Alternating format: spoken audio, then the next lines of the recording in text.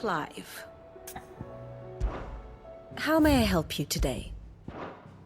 Study it well, Clive.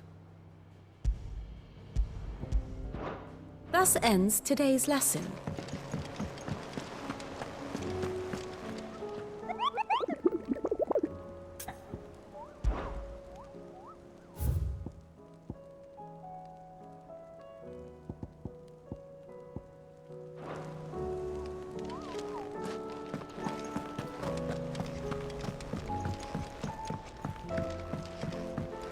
Did you see that? Tell me you saw that.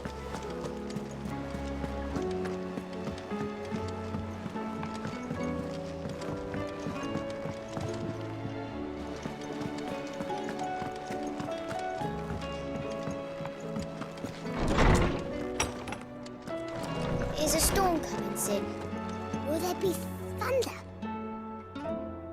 Sid, perhaps you can help me solve a mystery.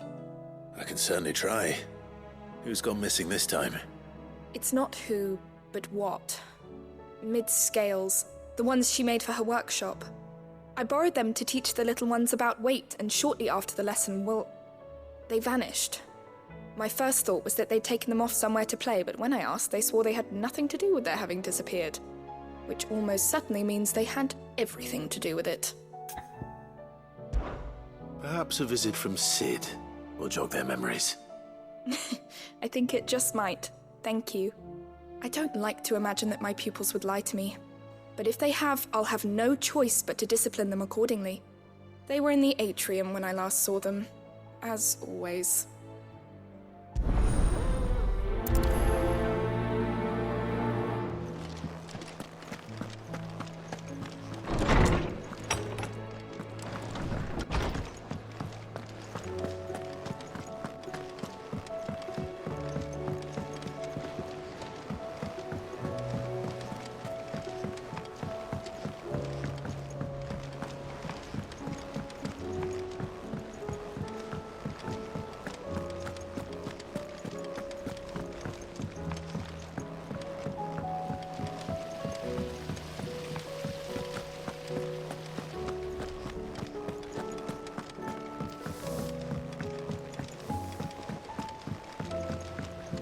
What do you reckon we should do? I say we should just tell Miss Shirley. You'll get a...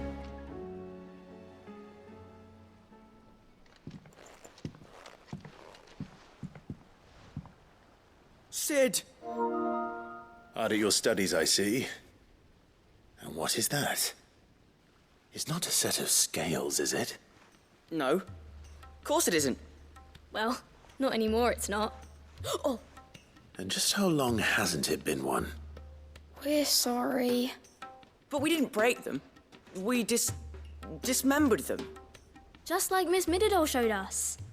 Miss Middledore?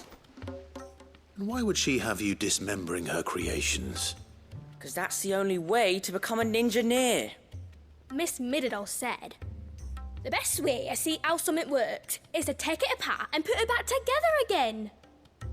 Well then, your work is already half done. Carry on. About that. The taking apart was easy enough, but it's the putting back we can't work out. Speak for yourself. The heavy thing goes at the bottom. Then...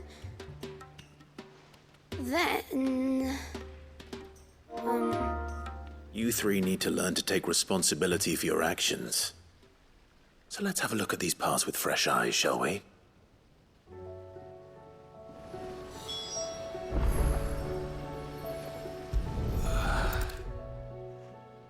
All right.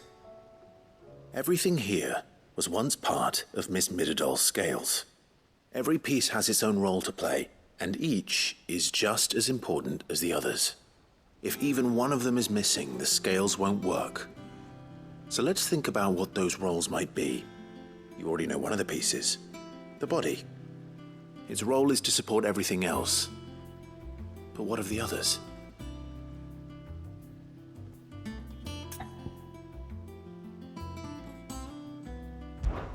This is called the arm. Why do you suppose that is? It doesn't look much like an arm. You're right. It looks more like a wing. Like a chocobo wing. You've ridden a chocobo before, haven't you, Sid? Will you teach me to ride one day? I'll think about it. Now, what do arms do? Hold things. So wait, maybe this arm holds things too? Good thinking. You're on the right track.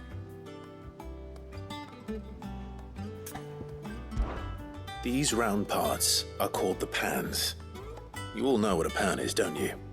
I do. Molly uses them in the kitchens to fry bangers. But these aren't for frying bangers, you idiot. They're for weighing stuff. But what if I wanted to weigh Goots? I don't think he'd fit on that little thing. Probably not. What are the chains for? Holding the pans up? Well spotted. Which means something must hold the chains up in turn. This tiny piece is what's called a cogwheel, or gear. Have you ever seen one before? I have. Miss Midadol's dungeon is full of them. Most are on the floor. She puts them in all her inventions. They spin round and round and round and round and... That's right. They're very useful when you want to make things move. Do you remember if there was anything on the scales that moved? I remember the arm moved when I tried weighing an apple. And then somebody ate it. Not my fault.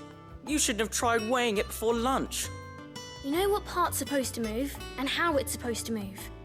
So, let's put the pieces together first, see what doesn't move, and then stick the cogwheel to that. Not a bad idea. You see? It's not so difficult.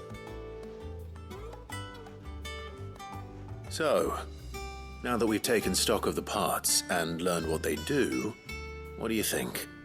I think we've got it. Then here's what we'll do. You tell me what goes where, and I'll put the scales together. Well, obviously you need to start with the body. All the other pieces fit onto it, don't they? And the arms go on the body, just like real arms. Or wings, if you're a chocobo. And then the arms hold the pans by the chains. Very good. Let's see if that works. There. All finished.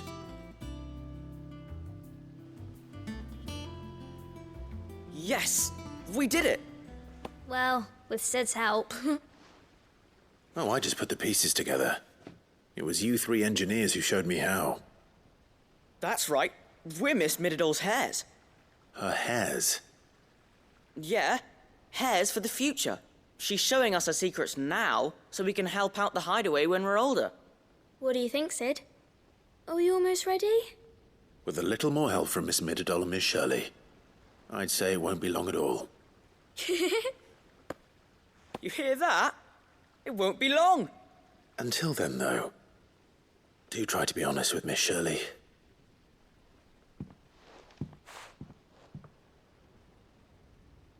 Hey, look! We never used the cogwheel. You don't think Sid forgot about it, do you?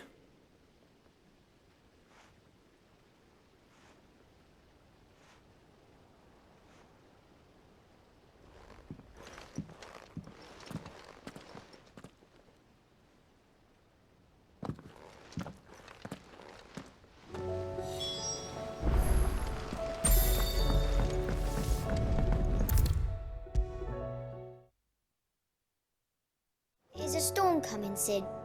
Will there be... Well, did you solve the mystery? It was as you thought. The children had the scales, or the parts of them at least. They dismantled them to see how they worked. Oh, no, Mid will have my head. Thankfully she won't. This might even have been her idea. Although I was the one who ended up teaching the lesson. I'm so sorry, Sid. I know how busy you are. I shall see that the children are properly punished. Please, there's no need. Mid seems to have taken the three of them under her wing. She's even calling them her heirs. She'd have them follow in her footsteps. And her father's. I see.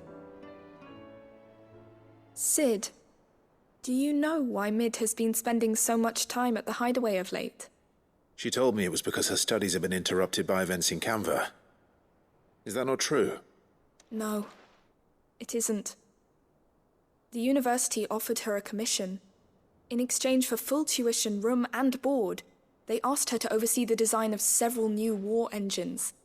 To anyone else it would be an opportunity, but to Mid, who lost both her parents to war, it was a bitter pill. One she was none too keen to swallow. But that should come as no surprise. She's only ever cared about bringing people hope. The very last thing war can be said to do. Which explains her heirs. She's working to give them a better life. And so should I. What's the odd engineering lesson? Oh, you've given them far more than that. And I'm sure they're very grateful.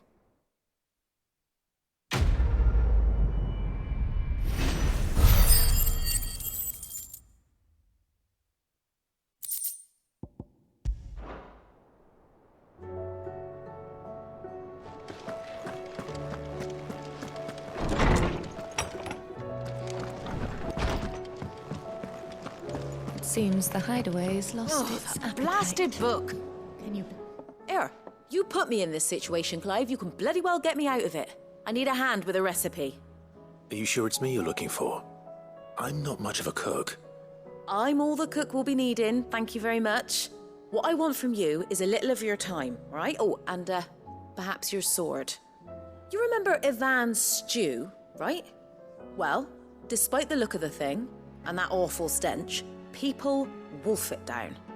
So I thought I'd try making one of these supposed masterpieces myself. Had a peek at the book and gave it a go, but, well... It wasn't as straightforward as you'd hoped. Ivan had the same problem. Yeah, but this is my blooming kitchen, and I will not be outdone. So if you don't want to be seen as playing favourites, I suggest you lend me a hand. I've never been one to play favourites, Molly. And I would be only too happy to lend you a hand. So, what's on the menu this time? A fried mortress of skyworm. That's one heck of a name, innit? Recipe seemed easy enough to an old hand like myself. Thought I'd followed it to a T. Only, turns out skyworm livers and drake's mint are not what I thought they were. At least I hope they're not, given the rancid mess they made. Ivan said the recipes in the culinary pilgrimage date back centuries. Who's to say the ingredients even exist anymore? Wow. That's a question for a scholar, wouldn't you say? Perhaps you know of one? Kindly old fella who haunts the shelves, maybe? Fine. I'll go and speak to Harpocrates. Perhaps he'll know something. And if he does, I'll see if I can find your ingredients for you. You do that. Lest we forget, you've got a reputation to uphold.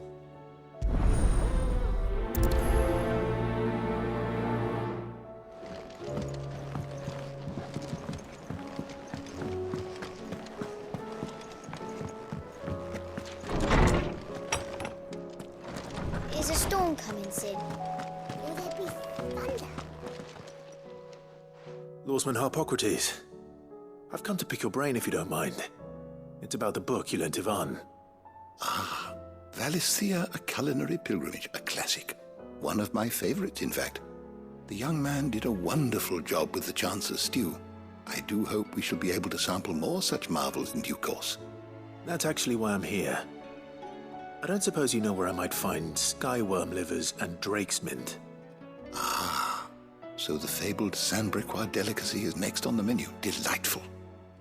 The descriptions of fried mortress never fail to make my mouth water. Now, skyworm is a somewhat antiquated name for the wyvern, their ground livers being the paste from which the mortress is made. Dragon livers.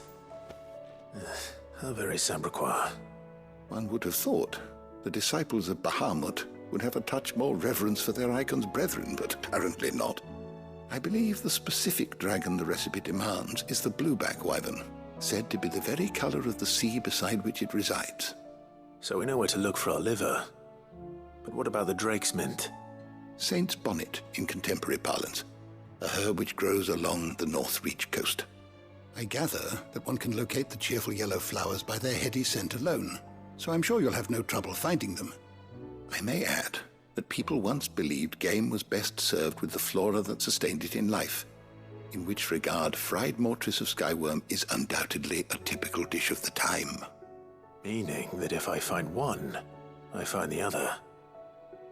To Northreach, then. Best of luck, Clive. And do save me a bite once the dish is complete.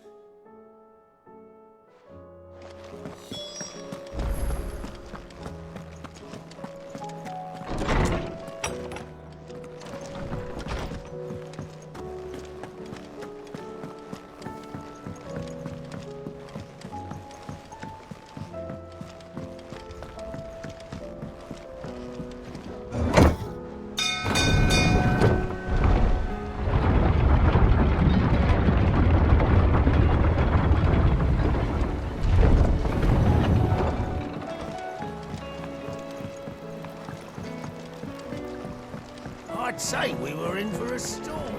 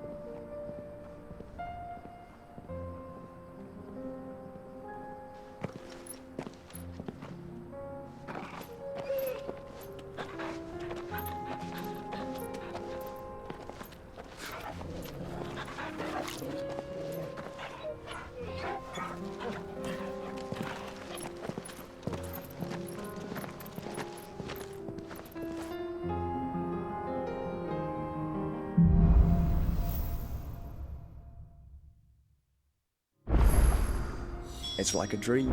The four of us out walking like we used to. Enjoying this, are you? Gav and the others could be in danger as we speak. You're right. I'm sorry. Yote is a fine scout. If Canville was attacked, she will already have begun gathering information. Tabor isn't far. We should pick up the pace.